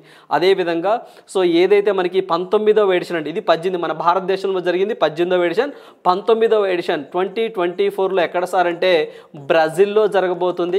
అదేవిధంగా 20th ఎడిషన్ 2025లో ఎక్కడ జరగబోతుందంటే సౌత్ ఆఫ్రికాలో జరగబోతుంది. 21st సో 2026లో ఎక్కడ జరగబోతుంది సార్ అంటే అమెరికాలో జరగబోతుంది. సో ఇవి కూడా గుర్తుంచుకోండి. సో ఫ్యూచర్లో G20 జరగబోయేటువంటి వెన్యూస్. అదేవిధంగా G20 అనేది 1999లో రావడం జరిగిందండి. స్టార్టింగ్లో అది only finance ministers and reserve bank governor సమావేశం మాత్రమే. ఆ తర్వాత శిఖరాగ్ర సమావేశాలు అని చెప్పేసి ఆయా దేశాల ప్రధానులు, పిఎంలు కూడా దీంట్లో ఇన్వాల్వ్ చేయడం జరిగింది. So there is no head quarter G20. So G20కి ఎటువంటి హెడ్ క్వార్టర్ కానివ్వండి, సెక్రటరీ జనరల్ కానీ ఎవరు ఉండరు. సో ఇటీవల కాలంలో మనకి సో ఆఫ్రికన్ యూనియన్కి సభ్యత్వం ఇవ్వడం జరిగిందండి. దీంట్లో మొత్తము సో అంతమంది 19+1 యూరోపియన్ యూనియన్ మొత్తం 20 ఉండేవి. సో ఇప్పుడు 21 సభ్య దేశాలు అవడం జరిగింది. అదేవిధంగా ఏదైతే బయోఫ్యూయల్ అలియన్స్ అని చెప్పేసి, బయోఫ్యూయల్ సో అలియన్స్ అని చెప్పేసి, జీవ ఇంధన కూటమి అని చెప్పేసి ఒకదాన్ని సో ఈ యొక్క చర్యలు తీసుకోవడం జరిగిందండి. ఒకదాన్ని ఏర్పాటు చేయాలని చెప్పేసి G20లో తీసుకున్నారు. అదేవిధంగా ఆఫ్రికన్ యూనియన్ ఒకదానికి మెంబర్షిప్ ఇచ్చారు. అదేవిధంగా యూరప్తో అండి, సో మనకి యూరప్తో ఇండియాకి సంబంధించి అనుసంధానం చేయాలని, అదేవిధంగా ఢిల్లీ డిక్లరేషన్ అని చెప్పేసి ఒక దాన్ని తీసుకురావడం జరిగిందండి. సో ఢిల్లీ డిక్లరేషన్ ఒకటి గుర్తుంచుకోవాలి. సో అదేవిధంగా బయోఫ్యూయల్ అలియన్స్ ఒకటి, ఆఫ్రికన్ యూనియన్కి మెంబర్షిప్ ఇవ్వడం ఒకటి, భారతదేశాన్ని యూరప్ ఖండంతో అనుసంధానం చేయటం ఒకటి, ఇదొకటి గుర్తుంచుకోవాలండి. అదేవిధంగా సో మనకి ఢిల్లీ డిక్లరేషన్ కూడా గుర్తుంచుకోండి. ఇవన్నీ కూడా G20లో తీసుకున్నటువంటి నిర్ణయాలు. సో G20లో తీసుకున్నటువంటి నిర్ణయాలండి. ఇవన్నీ మనం డిస్కస్ చేసినవి ఒకసారి గుర్తు చేసే ప్రయత్నం చేశాను. ఓకేనండి. సో దీనికి సంబంధించి వర్చువల్ మీటింగ్ ఏంటి సార్ అంటే సో ఈ నిర్ణయాలపై ఏ విధంగా ఉంది ఏంటి అని చెప్పేసి ఇంకొకసారి వర్చువల్గా మాట్లాడుకోవడం జరిగింది. అంతే. ప్రపంచంలో సినారియో ఎటువంటి సమస్యలు ఎదుర్కొంటున్నాయి ఏంటి అని చెప్పేసి సో డిస్కస్ చేసుకోవడం జరిగింది నేను సమావేశంలో. That is enough. Right. So next one చూద్దాం. సో నెక్స్ట్ వన్ చూసినట్లయితే అరుణాచల్లో కొత్త కప్పలు ఒకటి బయటపడ్డాయని చెప్పేసి శాస్త్రవేత్తలు చెప్తున్నారండి. సో ఆ కప్పల యొక్క విశిష్టత ఏంటి సార్ అంటే అవి 2, 3 లేదా 4 శబ్దాలను కూడా చేయగలదట. మామూలుగా అయితే ఒక గొంతుతో ఒక శబ్దమే చేస్తాయండి, కానీ ఇవి అలా కాదంటండి, 3, 4 శబ్దాలు చేస్తాయంట. బాతులాగా కూడా చేస్తాయంట అండి. అంటే 2, 3 శబ్దాలు ఒక సంగీతంలో వాయిస్తూ ఉంటే 2, 3 శబ్దాలు ఎలా ఉంటాయో అలా ఇవి అరుస్తూ ఉంటాయంట అని చెప్పేసి అరుణాచల్ ప్రదేశ్ శాస్త్రవేత్తలు చెప్పడం జరిగిందండి. సో ఇవి చూసినట్లయితే బ్రహ్మపుత్ర, ఆ అరుణాచల్ ప్రదేశ్లోని బ్రహ్మపుత్ర, స్థానికంగా దిహంగ్ అని చెప్పేసి అంటామండి. సో చాలా ఎగ్జామ్లో కూడా బ్రహ్మపుత్ర నదికి మరో పేరు ఏంటి సార్ అంటే దిహంగ్ అని చెప్పేసి కూడా అంటాము. సో ఈ తీరంలో సో ఈ కప్పల పేరు ఏంటి సార్ అంటే మ్యూజిక్ ఫ్రాగ్ అని చెప్పేసి అంటామండి. వాటి పేరు అందుకని మ్యూజిక్ అంటే చెప్పాం కదండి. సో ఒక్కొక్క కప్ప 3, 4 వాయిస్తో సౌండ్ చేయగలదన్నమాట. అందువల్ల దానికి మ్యూజిక్ ఫ్రాగ్ అని చెప్పేసి పేరు పెట్టారండి. సో వీటి ప్రత్యేకత ఏమిటంటే ఆడకప్పలు మగకప్పలు రెండూ కూడా ఇలా 2, 3 గొంతులతో అరుస్తాయంట, అది ప్రాముఖ్యత. అదేవిధంగా మనకి ఎవరైతే ఈ శాస్త్రవేత్తలు ఎవరు సార్ ఫైండ్ అవుట్ చేశారు అంటే బిటుపన్ బరువా అని చెప్పేసి, దీపక్ అని చెప్పేసి, అభిజిత్ దాస్ అని చెప్పేసి ఈ శాస్త్రవేత్తలు సో ఈ కప్పలను కనుగొనడం జరిగిందండి. సో అదేవిధంగా వీటి పొడవు 6 సెంటీమీటర్ల వరకు ఉంటుందని, సో ఇక్కడ చూడండి లైట్గా ఇలా గోల్డ్ సంబంధించి ఈ కలర్లో ఉంటుందని చెప్పేసి వీళ్ళు చెప్తా ఉన్నారు. సో అందువల్ల ఇటీవల కాలంలో ఈ కప్పలను ఏ రాష్ట్రంలో ఫైండ్ అవుట్ చేశారు కనుగొన్నారని చెప్పేసి అడుగుతారండి. లాస్ట్ టైం మనకి ఎస్ఐ ఎగ్జామ్లో కూడా ఎలుకలకు సంబంధించి అంటే మగ ఎలుకల నుంచి కణాలను తీసి వాటి ద్వారా గుడ్లను ఏర్పాటు చేసి సో వాటి ద్వారా మళ్ళీ ఎలుకలను సృష్టించడం ఏ దేశానికి సంబంధించి శాస్త్రవేత్తలు చేశారని అడిగారు, జపాన్. సో ఇటీవల కాలంలో జపాన్ వారే ఎలుకలను అంతరిక్షంలోనికి తీసుకెళ్లి వాటి యొక్క పునరుత్పత్తి రీప్రొడక్షన్ ఎలా ఉందని చెప్పేసి పరిశోధనలు చేశారని చెప్పేసి కూడా మనం కరెంట్ అఫైర్స్లో డిస్కస్ చేసాం. సో ఇలాంటివి ఏమైనా కప్ప జాతులు కానివ్వండి, ఫిష్లు కానివ్వండి, సో అదేవిధంగా ఎలుకలకు సంబంధించి కానివ్వండి ఏమైనా వార్తల్లోకి వస్తే సైన్స్ అండ్ టెక్నాలజీ పార్ట్లో దీన్ని మనం లింక్ చేసుకొని చదువుకుంటాం. సో ఏ రాష్ట్రానికి సంబంధించిన శాస్త్రవేత్తలు సార్ అంటే అరుణాచల్ ప్రదేశ్ అని చెప్పేసి గుర్తుంచుకోండి. అరుణాచల్ ప్రదేశ్ అనగానే ఇటీవల కాలంలో మీ అందరికీ తెలిసిందే. సో అక్కడ డోనిపోలో ఇంటర్నేషనల్ ఎయిర్పోర్ట్ కానివ్వండి, దిహాంగ్ సెక్టార్ అని చెప్పేసి ఒక వ్యాలీ అది కానివ్వండి, Kibithu military station, so last village of India అని చెప్పేసి అంటాం, అరుణాచల్ ప్రదేశ్ అని చెప్పేసి అంటాం. సో అక్కడ గ్రీన్ఫీల్డ్ ఎయిర్పోర్ట్ కూడా ఇటీవల కాలంలో నరేంద్ర మోదీ గారు ప్రారంభించడం జరిగింది. అదేవిధంగా సియోమ్ బ్రిడ్జ్ అని చెప్పేసి డిఫెన్స్ మినిస్టర్ రాజ్నాథ్ సింగ్ గారు కూడా అక్కడ యొక్క బ్రిడ్జిని అండి సో అక్కడ సియోమ్ బ్రిడ్జిని ప్రారంభించడం జరిగిందని చెప్పేసి మనం డిస్కస్ చేసుకోవడం జరిగింది. అవి కూడా గుర్తుంచుకోండి ఎగ్జామ్ పాయింట్ ఆఫ్ వ్యూలో. రైట్. సో నెక్స్ట్ వన్ చూద్దాం. సో నెక్స్ట్ వన్ చూసినట్లయితే సౌరవ్ గంగోలీ గారు బ్రాండ్ అంబాసిడర్గా ఒక రాష్ట్రానికి వచ్చారండి. ఏంటి సార్ ఆ రాష్ట్రం అంటే వెస్ట్ బెంగాల్. సో మనకి Sourav Ganguly becomes the new brand ambassador of West Bengal. So West బెంగాల్కి కొత్తగా బ్రాండ్ అంబాసిడర్ వచ్చారు. ఎవరు సార్ అంటే సౌరవ్ గంగోలీ గారి. గతంలో మనకి షారూక్ ఖాన్ గారు ఉండేవారండి. సో ఆ షారూక్ ఖాన్ ప్లేస్లో ఇప్పుడు కొత్తగా మనకి గంగోలీ గారు రావడం జరిగిందండి. సో మనకి ఏదైతే గ్లోబల్ ఇన్వెస్టర్ సమిట్ జరుగుతూ ఉందో వెస్ట్ బెంగాల్లో, సో ఆ టైంలో ఈ యొక్క అనౌన్స్మెంట్ రావడం జరిగిందండి. నిన్నటి కూడా మనము వెస్ట్ బెంగాల్ గురించి డిస్కస్ చేశామండి. సో 20,000 కోట్ల రూపాయలను వెస్ట్ బెంగాల్లో పెట్టుబడులు పెడతాము అని చెప్పేసి రిలయన్స్ ఇండస్ట్రీస్ అధినేత ముఖేష్ అంబానీ గారు నేను ఒక స్టేట్మెంట్ ఇవ్వడం జరిగిందండి. ఆల్రెడీ 45,000 కోట్ల రూపాయలుగా ఆల్రెడీ 45,000 కోట్ల రూపాయలుగా ఇన్వెస్ట్మెంట్ చేశామని, సో ఆ 45,000 కోట్లకి ఇది అడిషనల్ అని చెప్పేసి నిన్నటి కరెంట్ అఫైర్స్లో కూడా మనం డిస్కస్ చేశాం. సో ఇప్పుడు వెస్ట్ బెంగాల్కి బ్రాండ్ అంబాసిడర్ ఎవరు సార్ అంటే గంగోలీ గారు అని చెప్పేసి గుర్తుంచుకోండి. గంగోలీ గారు అనగానే సో ఇటీవల కాలంలో త్రిపురకు సంబంధించి టూరిజం బ్రాండ్ అంబాసిడర్గా గుర్తుంచుకోండి. త్రిపురకి టూరిజం బ్రాండ్ అంబాసిడర్గా మన గంగోలీ గారు ఉండటం జరిగింది. సో గతంలో ఈయన బీసీసీఐ ప్రెసిడెంట్గా చేశారండి. బీసీసీఐ ప్రెసిడెంట్గా చేస్తున్నారు. సో ఆ తర్వాత త్రిపురకి టూరిజం బ్రాండ్ అంబాసిడర్గా ఉన్నారు. ఇప్పుడు వెస్ట్ బెంగాల్ రాష్ట్రానికి బ్రాండ్ అంబాసిడర్గా ఉన్నారు. అదేవిధంగా ఇతను బంధన్ బ్యాంక్ అని చెప్పేసి ఒక ప్రైవేట్ బ్యాంక్ ఉంటుందండి, దానికి కూడా బ్రాండ్ అంబాసిడర్గా ఉన్నారు గంగోలీ గారు. సో గుర్తుంచుకోండి. అదేవిధంగా ఇటీవల కాలంలో బ్రాండ్ అంబాసిడర్స్ గురించి ఇంకొకసారి మీకు గుర్తు చేసే ప్రయత్నం చేస్తాను, ఎందుకంటే ఇక్కడ వచ్చింది కాబట్టి ఆల్రెడీ. సో ఇటీవల కాలంలో కొంతమంది కొన్ని సంస్థలకు బ్రాండ్ అంబాసిడర్గా ఉన్నారు. సో మీరు చదివారు బట్ ఇంకొకసారి మీకు గుర్తు చేసే ప్రయత్నం చేస్తాను, ఒకసారి వినండి. సో ఒకసారి వింటే మీకు రివిజన్ అయినట్టు కూడా ఉంటుంది కదా.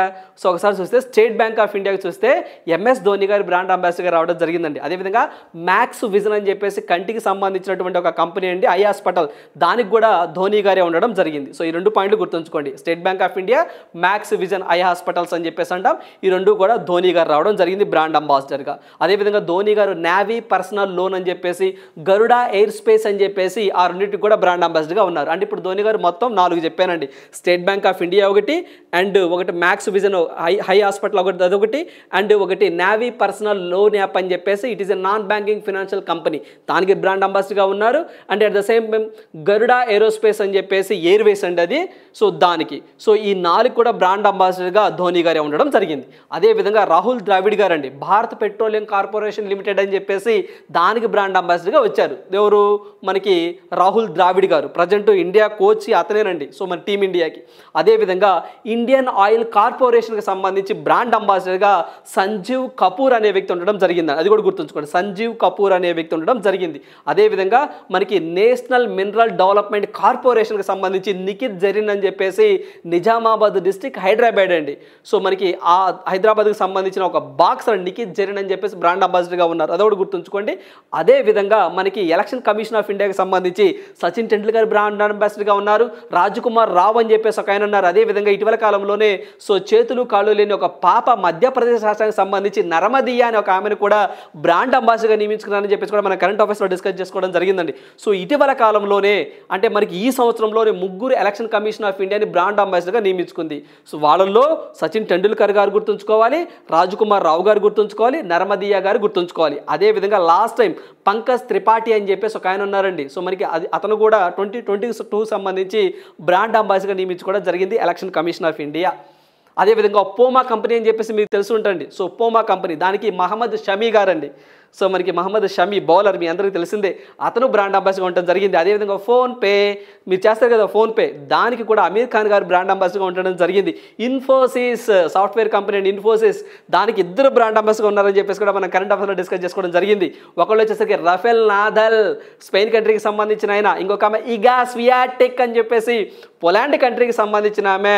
సో మనం డిస్కస్ చేసాం, వీళ్ళిద్దరు కూడా ఇన్ఫోసిస్ బ్రాండ్ అంబాసిడర్గా ఉండడం జరిగిందండి. అదేవిధంగా వివో అని చెప్పేసి ఉంటుందండి మొబైల్ చైనా యాప్కి సంబంధించి. So Vivo and bank of so Punjab national bank అండి, Vivo and Punjab national bank ఈ రెండింటికి కూడా కోహ్లీ గారి బ్రాండ్ అంబాసిడర్గా ఉండడం జరిగింది. సో ఇవన్నీ కూడా మనం డిస్కస్ చేసినవి ఒకసారి మీకు గుర్తు చేసే ప్రయత్నం చేశాను. సో బ్రాండ్ అంబాసిడర్స్ అనగానే మీకు ఇంత లిస్ట్ గుర్తుండాలి my dear aspirants. Any exam ఖచ్చితంగా ఒక బిట్ అడుగుతారండి బ్రాండ్ అంబాసిడర్ గురించి. సో ఈరోజు మనకి గంగూలీ గారు రావడం వల్ల వెస్ట్ బెంగాల్కి ఇవన్నీ కూడా డిస్కస్ చేసాం. సో 1-2 సార్లు చదువుకోండి, ఖచ్చితంగా కూడా మీకు గుర్తుంటాయి. రైట్, సో నెక్స్ట్ వన్ చూద్దాం. సో నెక్స్ట్ వన్ చూసినట్లయితే Perumal Murugan wins the JCB prize for literature to get 25 lakh cash prize. So మనకి జేసీబీ ప్రైజ్ అని చెప్పేసి సో ఇది లిటరసీలో ఇస్తూ ఉంటారండి. సో ఈ ప్రైజ్ని ఏదైతే మనకి పెరుమాళ్ళు మురగన్ అని చెప్పేసి సో ఇతనికి ఇవ్వడం జరిగిందండి. సో పెరుమాళ్ళు మురగన్ అనే వ్యక్తికి ఇవ్వడం జరిగిందండి. సో ఎవరిసారి పెరుమాళ్ళు మురగన్ అంటే తమిళనాడుకి సంబంధించిన తమిళ రైటర్ అండి. సో గుర్తుంచుకోండి, ఎగ్జామ్ పాయింట్ ఆఫ్ వ్యూలో 25 lakhs అనేది దీని క్యాష్ ప్రైజ్. జనరల్గా జేసీబీ అని చెప్పేసి మీ అందరికీ పెద్ద పెద్ద బుల్డోజర్లు అవన్నీ మీకు వినే ఉంటారండి. సో దానికి సంబంధించిన కంపెనీ అండి ఇది. సో ఎక్విప్మెంట్ మ్యానుఫ్యాక్చరర్ అని చెప్పేసి కూడా చెప్పచ్చు. పెద్ద పెద్ద క్రెయిన్స్ జేసీబీలు అంటాం కదండి, అప్పుడప్పుడు పెద్ద పెద్ద హౌసెస్ ఏదైనా పడగొట్టాలంటే జేసీబీ తీసుకొచ్చి పడగొడతా ఉంటారు. సో ఆ కంపెనీ వారండి. సో వాళ్ళు it is a equipment manufacturer. వీళ్ళు జేసీబీ ప్రైజ్ అని చెప్పేసి ఎవరైతే సాహిత్య రంగంలో లిటరసీలో విశేష సేవలు చేస్తారో అలాంటి వ్యక్తులకు సంస్థలకు ఈ అవార్డు ఇస్తూ ఉంటారు. సో ఈ అవార్డుని 2008 నుంచి ఇస్తూ ఉన్నారు. ఈ సంవత్సరము మనకి జేసీబీ ప్రైజ్ వరకు సరే పెరుమాళ్ళు మురగన్కి ఇవ్వడం జరిగిందండి. అయితే ఇతను ఫైర్ బర్డ్ అని చెప్పేసి ఒక నావల్ని రచించడం జరిగింది, ఒక పుస్తకాన్ని. జనరల్గా తమిళంలో ఇది అలాందా పచ్చి అని చెప్పేసి అంటామండి. సో ఆ పేరుతో ఉండేది, తమిళ పదం కదండి, కొంచెం కష్టంగానే ఉంటుంది. అలాందా పచ్చి అని చెప్పేసి అంటాం. సో దీన్ని ఇంగ్లీష్లోనికి ట్రాన్స్లేషన్ చేసింది ఎవరు సార్ అంటే సో మనకి జనని కన్నన్ అని చెప్పేసి. సో ఈమె జనని కన్నన్. సో వీరు ఈ బుక్ని ఇంగ్లీష్లోనికి ట్రాన్స్లేషన్ చేయడం జరిగింది. సో అందువల్ల ట్రాన్స్లేటర్ ఎవరైతే ఉంటారో వీళ్ళకి 10 లక్షల క్యాష్ ప్రైజ్ ఉంటుంది. సో ఆ బుక్ రచించిన వ్యక్తికి అయితే మాత్రం 25 lakhs క్యాష్ ప్రైజ్ ఉంటుంది, గుర్తుంచుకోండి. సో ఈ అవార్డుని 2008 నుంచి ఇస్తూ ఉన్నారు. సో మనకి లిటరేచర్లో ఈ అవార్డు ఇస్తూ ఉంటారు. సో ఎవరు సార్ ఇస్తారు అంటే జేసీబీ వాళ్ళు ఇస్తూ ఉంటారండి. సో మనకి జేసీబీ లిటరేచర్ ఫౌండేషన్ అని చెప్పేసి ఉంటుంది, వాళ్ళు ఇస్తూ ఉంటారు.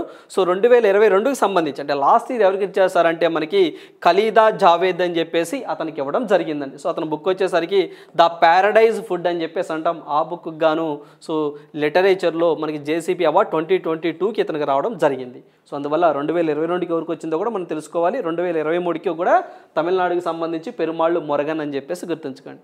రైట్, సో నెక్స్ట్ వన్ చూద్దాం. సో నెక్స్ట్ వన్ చూసినట్లయితే noted Malayalam novelist and short story writer P Valsala. So మనకి ఎవరండి ఏం పేరు? వాల్సాల్వా. వాల్సాలా పాస్డ్ అవే అని చెప్పేసి అంటామండి. సో ఆ పేరు గుర్తుంచుకోండి. ఎవరు సార్ ఏమంటే ఒక novelist and short story teller writer అండి. సో షార్ట్ స్టోరీ రైటర్, ఆ పేరు వచ్చేసరికి పి వాల్సాలా అని చెప్పేసి అంటామండి. వాల్సాలా అని చెప్పేసి అంటాం. ఆమె నిన్న చనిపోవడం జరిగింది. సో ఈమె కేరళకి సంబంధించిన ఆమె గుర్తుంచుకోండి. సో ఎగ్జామ్ పాయింట్ ఆఫ్ వ్యూలో సో చెప్పాం కదండి, వాళ్ళు ఏ రంగానికి సంబంధించిన వాళ్ళు, ఏ రాష్ట్రానికి సంబంధించిన వాళ్ళు, వాళ్ళకి ఏమైనా ప్రీవియస్లో ఏమైనా అవార్డ్స్ వచ్చినాయా, లైక్ భారతరత్న కానివ్వండి, పద్మవిభూషణ్, పద్మభూషణ్, పద్మశ్రీ ఇలాంటి అవార్డ్స్ ఏమైనా వచ్చాయా. సో చూసినట్లయితే ఈమెకి సో ఏదైతే కేరళలో లిటరసీలో హయ్యెస్ట్ అవార్డు అండి. సో దాని పేరు వచ్చేసరికి యజుతాచాన్ అని చెప్పేసి అంటామండి, పురస్కార్ అని చెప్పేసి అంటాం. సో మనకి యజుతాచన్ పురస్కార్ అని చెప్పేసి 2021లో this is the Kerala's literacy highest award, కేరళలో ఇచ్చే లిటరసీలో హయ్యెస్ట్ అవార్డు. సో 2021లో రావడం జరిగిందండి. సో ఈమెకి అంతే తప్ప సో మిగతా సివిలియన్ అవార్డ్స్ ఏం రాలేదండి. పద్మవిభూషణ్, పద్మశ్రీ, భారత అలాంటి ఏం రాలేదు. ఈ యొక్క అవార్డు బాగా గుర్తుంచుకోండి. ఇంకా వచ్చినాయి, బట్ ఇది మాత్రం ఫోకస్డ్గా చదువుకోండి. సో అదేవిధంగా మనకి ఈమెకి ఏ రాష్ట్రానికి సంబంధించామంటే మలయాళం, లైక్ కేరళ. సో కేరళ అనగానే ఇటీవల కాలంలో మన చాలామంది పేర్లు వార్తల్లోకి వచ్చినాయి, గుర్తుంచుకోండి. సో ఏంటి సార్ ఒకసారి గుర్తు చేసే ప్రయత్నం చేస్తాను చూడండి. సో మనకి అచ్యుతానందన్ గారు అని చెప్పేసి సో కేరళ మాజీ సీఎంగా పనిచేస్తున్నారు. సో ఆయన ఇటీవల కాలంలో 100 సంవత్సరాలు పూర్తి చేసుకున్నారని చెప్పేసి మనం కరెంట్ అఫైర్స్లో డిస్కస్ చేసాం. కమ్యూనిస్ట్ పార్టీకి సంబంధించిన కొరవృద్ధుడని నరేంద్ర మోదీ గారు వీళ్ళంతా 100 సంవత్సరాల సందర్భంగా ఆయనకి విశేషాలు తెలిపారని చెప్పేసి, శుభాకాంక్షలు చెప్పారని చెప్పేసి మనం కరెంట్ అఫైర్స్లో డిస్కస్ చేసుకోవడం జరిగాం. సో అచ్యుతానందన్ అని చెప్పేసి సో ఇతను 2006 నుంచి 2011 వరకు కేరళకి సీఎంగా చేసినటువంటి వ్యక్తి. సో ఇతను వార్తల్లోకి వచ్చారు. అదేవిధంగా పద్మనాభన్ అని చెప్పేసి ఇటీవల కాలంలో కేరళ జ్యోతి అనే అవార్డుని తీసుకున్నారని చెప్పేసి కూడా కరెంట్ అఫైర్స్లో డిస్కస్ చేశాం. అదేవిధంగా మనకి ఎస్ సోమనాథన్ అని చెప్పేసి ఇస్రో చైర్మన్ అండి. అతను కూడా కేరళ రాష్ట్రానికి సంబంధించిన వ్యక్తే. ఇటీవల కాలంలో అతని యొక్క ఆత్మకథ సో మనకి ఏదైతే నిలువు కుడిచా సింహంగళ్ అని చెప్పేసి దాన్ని నిలిపేశాను అని చెప్పేసి దాని మీద తీవ్రంగా కొన్ని వివాదాస్పదమైనటువంటి సమస్యలు రావడంతో దాన్ని ఆపేశాము అని చెప్పేసి న్యూస్లోకి వచ్చారు. ఆయన పేరు కూడా సోమనాథన్ గారు. సో కేరళ రాష్ట్రానికి సంబంధించినటువంటి వ్యక్తి. అదేవిధంగా మనకి పి బాలసుబ్రహ్మణ్యన్ మీనన్ అని చెప్పేసి సో ఇతను 97 సంవత్సరాల్లో కూడా సో అడ్వకేట్గా పనిచేస్తూ సో మనకి హైకోర్టుల్లో లాయర్గా పనిచేస్తున్నాడు అని చెప్పేసి గిన్నిస్ బుక్ ఆఫ్ వరల్డ్ రికార్డులో ఇతను పేరు సంపాదించాడని చెప్పేసి కరెంట్ అఫైర్స్లో డిస్కస్ చేసాం.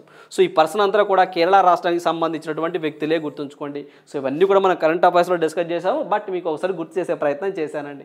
సో అందువల్ల మన కరెంట్ అఫైర్స్ ప్రతిరోజు ఇలా ఫాలో అయితే మీకు ఖచ్చితంగా ఒక లింక్ దొరుకుతుంది. సో గతంలో ఏం జరిగింది, నిన్నేం జరిగింది, ఈ రోజు ఏం జరుగుతుంది, సో రేపు ఏం జరగబోతుందో కూడా చిన్న కొంత క్లారిటీ కూడా మీకు ఉంటుందండి. రైట్. సో నెక్స్ట్ వన్ చూద్దాం. సో నెక్స్ట్ వన్ చూసినట్లయితే అమెరికాకు అక్రమ వలసదారుల్లో భారత్ 3వ స్థానం. అమెరికాకి అక్రమంగా సో మనకి ఇల్లీగల్గా వెళ్తున్న వాళ్ళలో భారతదేశం అనేది 3వ స్థానంలో ఉందని చెప్పేసి చెప్తున్నారండి.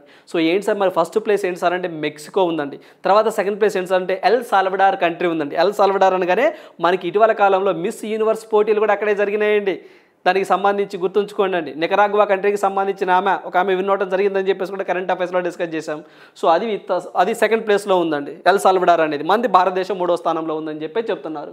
సో ఫస్ట్ మెక్సికో, తర్వాత ఎల్ సాల్వడార్ దేశాలు సో అక్రమంగా వెళ్తున్నారు అమెరికాకి. ఆ తర్వాత 3వ స్థానంలో భారతదేశంలో ఉన్నారని చెప్పేసి మనకి ప్యూ పరిశోధనా సంస్థ వెల్లడించడం జరిగింది. సో 2021 నాటికి భారతదేశం నుంచి అంటే మనకి 2007 నుంచి 2021 మధ్య కాలంలో సో 7.25 లక్షల మంది భారతీయులు అమెరికాలోనికి అక్రమంగా ప్రవేశించారు. సో గుర్తుంచుకోండి. సో ఎంత అండి? సో 2000 ఎప్పటి నుంచి అండి? 2007 నుంచి. సో మనకి 2007 నుంచి 2021 వరకు మధ్యకాలంలో సో 7.25 లక్షలు అంటే 7,25,000 మంది అక్రమంగా అమెరికాలోనికి ప్రవేశించడం జరిగిందండి. సో అక్కడే సెటిల్ అయిపోయారని చెప్పేసి వాళ్ళు ఒక రిపోర్ట్లో చెప్పడం జరిగింది. ఈ రిపోర్ట్లో, వ్యూ రిపోర్ట్లో మరి మొత్తం చూసినట్లయితే ఓవరాల్గా 2007 నుంచి 2007 మధ్య కాలంలో సో 1.05 కోట్ల మంది అమెరికాకు అక్రమంగా వెళ్ళారండి. సో వీళ్ళల్లో మెక్సికన్లు 41 లక్షల మంది, సో ఎల్ సాల్వడార్ 8 లక్షల మంది, మన భారతదేశం వాళ్ళు 7.25 లక్షల మంది ఉన్నారని చెప్పి చెప్తా ఉన్నారు. అదేవిధంగా సో మొత్తం మనం చూసుకున్నట్లయితే సో ఏదైతే ప్రస్తుత సినారియాలో సో మొత్తం ప్రపంచవ్యాప్తంగా సో మనకి ఏదైతే విదేశాంగ శాఖ లెక్కల ప్రకారం అండి సో వీళ్ళు ఏం చెప్తున్నారు. సో ఇప్పుడు ఇది అయిపోయిందండి. సో ఈ డేటా అనేది ఎవరి ప్రకారం సార్ అంటే ఇదిగోండి మనకి వ్యూ పరిశోధనా కేంద్రం అని చెప్పేసి అంటామండి. వీళ్ళ ప్రకారం ఇవి అయిపోయింది. సో మనకి విదేశాంగ మంత్రి లెక్కల ప్రకారం మన భారతదేశానికి సంబంధించినటువంటి విదేశీ మంత్రిత్వ శాఖ లెక్కల ప్రకారము సో మన భారతీయులు మొత్తము 3.7 కోట్ల మంది సో మొత్తం వివిధ దేశాలలో ఉన్నారండి. సో సెటిల్ అయి ఉన్నారు. మొత్తం చూడండి 3.7 కోట్ల మంది. వాళ్ళల్లో ఎన్ఆర్ఐలు ఎంతమంది ఉన్నారంటే 1.34 కోట్ల మంది ఉన్నారు. అదేవిధంగా పర్సన్ ఆఫ్ ఇండియన్ ఆరిజిన్ ఎంతమంది ఉన్నారంటే 1.86 మంది ఉన్నారు. సో ఇలా వలసలు వెళుతున్నారు అని చెప్పేసి ఇది అక్రమంగా అండి, ఇది అక్రమంగా. సో ఇది అయిపోయిందండి. ఇప్పుడు ఈ లెక్కలు ఏంటి సార్ అంటే విదేశీ మంత్రిత్వ శాఖ వాళ్ళ ప్రకారం వలసలు అంటాం కదండి, ఒక దేశం నుంచి ఇంకో దేశంకి వెళ్ళడం అనమాట. సో వీళ్ళల్లో మొత్తము 3.7 కోట్ల మంది వెళ్తే వాళ్ళల్లో ఎన్ఆర్ఐలు 1.34 కోట్ల మంది, person of Indian origin PIO అని చెప్పేసి అంటే వీళ్ళు 1.86 కోట్ల మంది ఉన్నారని చెప్పి చెప్తున్నారు. అదేవిధంగా సో 2022లో అండి, సో ఒక లాస్ట్ ఇయరే మన భారతదేశం నుంచి భారతీయ సంపన్నులు కోటీశ్వరులు అని చెప్పేసి అంటాం చూసారండి, వాళ్ళు 7,000 మంది పైగా వెళ్ళారు అని చెప్పి చెప్తున్నారండి. సో 7,000 మంది పైగా వెళ్ళారు అని చెప్పి చెప్తా ఉన్నారు. సో ఎక్కువగా ఇలా సంపన్నులు వేరే దేశానికి వెళ్ళిన వాళ్ళల్లో ఎక్కువగా అంటే మైగ్రేషన్ జరుగుతున్న వాళ్ళలో ఫస్ట్ చైనా ఉంది, తర్వాత రష్యా ఉంది, తర్వాత మన భారతదేశమే ఉంది అని చెప్పేసి చెప్తా ఉన్నారు. సో ఇది కూడా గుర్తుంచుకోండి ఎగ్జామ్ పాయింట్ ఆఫ్ వ్యూలో. ఓకేనండి, ఇవేంటండి, ఇవి వచ్చేసరికి అక్రమ వలసలు అండి. సో మనకి అక్రమ వలసలు ఇదేంటి, ఈ డేటా ప్రకారం విదేశీ మంత్రిత్వ శాఖ వాళ్ళ ప్రకారం ఇది అఫీషియల్గా. సో ఇది ఒక దేశం నుంచి ఇంకో దేశం వలసలు వెళ్ళడం. అలా కోటీశ్వరులు, భారతీయ కోటీశ్వరులు అంటే సంపన్నులు అని చెప్పేసి అంటాం, వాళ్ళల్లో 2022లో 7,000 మంది వెళ్ళారు. ఇలా సంపన్నులు వివిధ దేశాలకు తరలో వెళ్తున్న వాళ్ళల్లో ఏ దేశం వాళ్ళు మొదటి స్థానంలో ఉన్నారంటే ఫస్ట్ చైనా ఉన్నారు, తర్వాత రష్యా ఉన్నారు, తర్వాత ఇండియా వారు ఉన్నారు అని చెప్పేసి విదేశాంగ వారు చెప్పడం జరిగింది. సో ఆ పాయింట్ కూడా గుర్తుంచుకోండి ఎగ్జామ్ పాయింట్ ఆఫ్ వ్యూలో. అదేవిధంగా చదువుకోవడానికి వెళ్తున్న వారిలో అంటే మన భారతదేశం నుంచి చదువు కోసం అండి, ఎడ్యుకేషన్ కోసం ఏ దేశానికి ఎక్కువగా వెళ్తున్నారు సార్ అంటే ఫస్ట్ ప్లేస్ అమెరికా అండి, తర్వాత యూకే కంట్రీ వెళ్తున్నారు. ఆ పాయింట్లు కూడా గుర్తుంచుకోండి. రైట్, సో నెక్స్ట్ వన్ చూద్దాం. సో నెక్స్ట్ వన్ చూసినట్లయితే Luc Frieden sworn in the PM of Luxembourg. So మనకి లగ్జంబర్గ్ పిఎంగా ఇదిగో ఇతనేనండి, కొత్తగా ఒక వ్యక్తి వచ్చారండి లగ్జంబర్గ్ పిఎం. ఎవరు సార్ అతని పేరు అంటే లుక్ ఫ్రైడెన్ అని చెప్పేసి అంటామండి. ఫ్రైడెన్ అతని పేరు కూడా గుర్తుంచుకోండి. సో ఫ్రైడెన్, సో మనకి లుక్ ఫ్రైడెన్ అని చెప్పేసి అంటాం, అతను రావడం జరిగిందండి. సో మనకి ఎస్ఐ మెయిన్స్ పాయింట్ ఆఫ్ వ్యూలో కూడా సో ఇటు పిఎంలు లేదా ప్రధానులు ఇచ్చి ఇటు దేశాలు ఇచ్చి మ్యాచ్ ద ఫాలోయింగ్ అని అడిగిన సందర్భాలు ఉన్నాయి.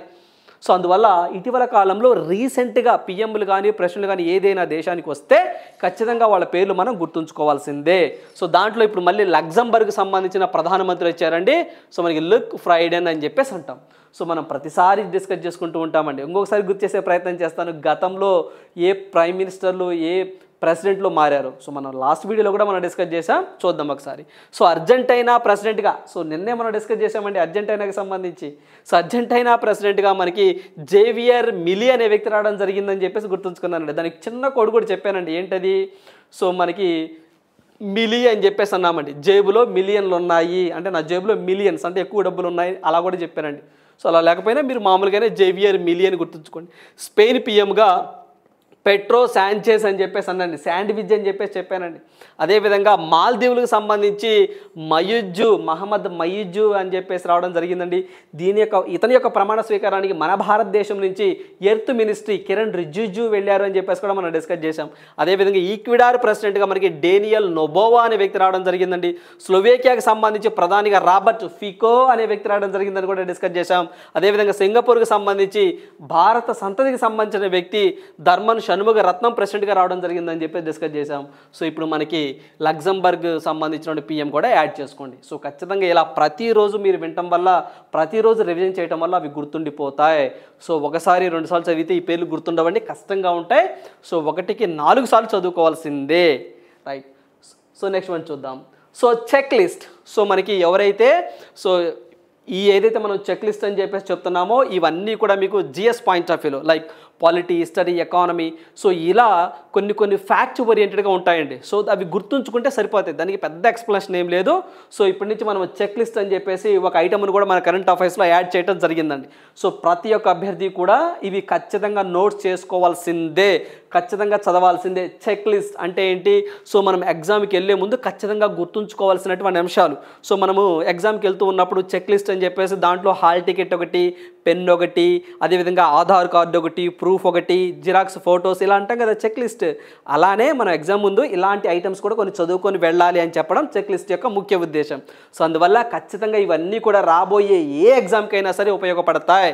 సో చెక్ లిస్ట్లో మనం చూసినట్లయితే సో మనకి చార్లెస్ డార్విన్ గారు జీవ పరిణామ సిద్ధాంతం ఆన్ ద ఆరిజిన్ ఆఫ్ స్పీసెస్ను 1859 నవంబర్ 24న ప్రకటించారు. సో ఆ డేట్ గుర్తుంచుకోండి. దాన్ని ఎవల్యూషన్ డే ఎప్పుడని అడుగుతారు, నవంబర్ 24న గుర్తుంచుకోండి. సో జనరల్గా కూడా ఈ యొక్క జీవ పరిణామ సిద్ధాంతాన్ని ఎవరు సార్ తీసుకొచ్చారు అంటే మీ అందరికీ తెలిసిందే, చార్లెస్ డార్విన్ అని చెప్పేసి గుర్తుంచుకోండి. అదేవిధంగా లెబనాన్కి సంబంధించి హెజ్బుల్లా ఉగ్రవాద సంస్థ హమాస్కు సంఘీభావంగా ఇజ్రాయెల్పై ఉత్తర సరిహద్దు ప్రాంతాలపై దాడులు చేస్తుంది. సో మనకి ఇక్కడ హెజ్బుల్లా అనే ఉగ్రవాద సంస్థ ఏ దేశానికి సంబంధించింది అంటే లెబనాన్ దేశానికి సంబంధించింది, గుర్తుంచుకోండి. సో ఇటీవల కాలంలో ఇది వార్తల్లోకి వచ్చిందండి. రేపు ఎగ్జామ్లో అడుగుతారండి, మనకి హెజ్బుల్లా ఉగ్రవాద సంస్థ ఏ దేశానికి సంబంధించింది సార్ అంటే లెబనాన్కి సంబంధించింది. ఇటీవల కాలంలో వీరు ఇండియాకు వస్తున్న ఒక షిప్ను కూడా హైజాక్ చేయడం జరిగిందండి. సో మన కరెంట్ అఫైర్స్లో సో దీనికి సంబంధించినటువంటి హెజ్బుల్లా బాగా వార్తల్లోకి వచ్చింది కాబట్టి ఏ దేశానికి సంబంధించింది, లెబనాన్కి సంబంధించింది. లెబనాన్కి సంబంధించింది. అదేవిధంగా ఇరాక్ మద్దతు కలిగి ఉన్నటువంటి హూతీ తిరుగుబాటు దళాలండి. సో ఇది కూడా అంతే. సో మనకి హూతీ తిరుగుబాటు దళాలు అని చెప్పేసి అంటాం. ఇవి ఏ దేశానికి సంబంధించి ఇరాక్ మద్దతు గలవి. వీళ్ళు కూడా ఇజ్రాయెల్పై దాడులు చేస్తూ ఉన్నారు, గుర్తుంచుకోండి. సో రేపు మనకి ఎగ్జామ్లో ఇక్కడ మనకి హూతీ తిరుగుబాటు దళాలు ఏ దేశానికి మద్దతుతో ఉన్నాయంటే సో ఇరాకుకు సంబంధించినవి. మనకి హెజ్బుల్లా అయితే మాత్రం లెబనాన్కి సంబంధించినవి. అదేవిధంగా మనకి తొట్లకొండ బౌద్ధ క్షేత్రం అండి. సో పర్టికులర్గా ఇది గ్రూప్ 2 వాళ్ళకు ఉపయోగపడుతుందండి. సో ఇలాంటి బౌద్ధ క్షేత్రాలు ఏ జిల్లాలో ఉన్నాయి లేకపోతే ఏ రాష్ట్రంలో ఉన్నాయని చెప్పేసి అడుగుతూ ఉంటారు. సో మనకి తొట్లకొండ బౌద్ధ క్షేత్రం అనేది విశాఖపట్నం జిల్లా భీమునిపట్నం మండలం పరిధిలో ఉంది. తోట్లకొండ ఆ కొండపై ఉందండి. దానికే సో తోట్లకొండ బౌద్ధ క్షేత్రం అని చెప్పేసి పేరు. ఎక్కడ సారండి, Visakhapatnam. Visakhapatnam means city of destiny అని చెప్పేసి అంటాం, గుర్తుంచుకోవాలి. అదేవిధంగా తల్లిదండ్రులు వృద్ధుల సంక్షేమ చట్టం ఎప్పుడు వచ్చింది సార్ అంటే 2007లో రావడం జరిగిందండి.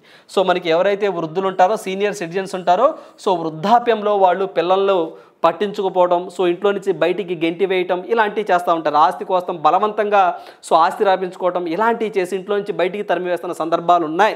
సో అందువల్ల ప్రభుత్వం ఏం చేసిందంటే 2007లో ఒక చట్టాన్ని తీసుకొచ్చి సో అలా బయటికి ఎవరైనా పంపించినా లేదా బలవంతంగా ఆస్తి రాపించుకున్న నేరం తీసుకెళ్లి జైల్లో పెడతామని చెప్పేసి ఒక చట్టాన్ని తీసుకొచ్చింది. ఎప్పుడు సార్ అంటే 2007. సో కొన్ని ప్రీవియస్ ఎగ్జామ్స్లో స్ట్రైట్ క్వశ్చన్స్ అడుగుతూ ఉంటారండి. సో మనకి competition commission of India act ఎప్పుడు వచ్చిందని, లేకపోతే జిఎస్టీ ఏ సంవత్సరం అమల్లోకి వచ్చిందని, లేకపోతే పెద్ద నోట్ల రద్దీ ఏ సంవత్సరంలో చేశారని, లేకపోతే రిజర్వ్ బ్యాంక్ ఆఫ్ ఇండియాని ఎప్పుడు ఎస్టాబ్లిష్ చేశారని, లేకపోతే నేషనలైజేషన్ ఎప్పుడు చేశారని, లేకపోతే కన్జ్యూమర్ యాక్ట్ ఎప్పుడు వచ్చిందని, రామ్సార్స్ యాక్ట్ ఎప్పుడు వచ్చిందని ఇలా అడుగుతున్న సందర్భాలు ఉన్నాయి. సో అందువల్ల తల్లిదండ్రులు వృద్ధుల సంక్షేమ చట్టం 2007లో రావడం జరిగిందండి. This is all about checklist, very important.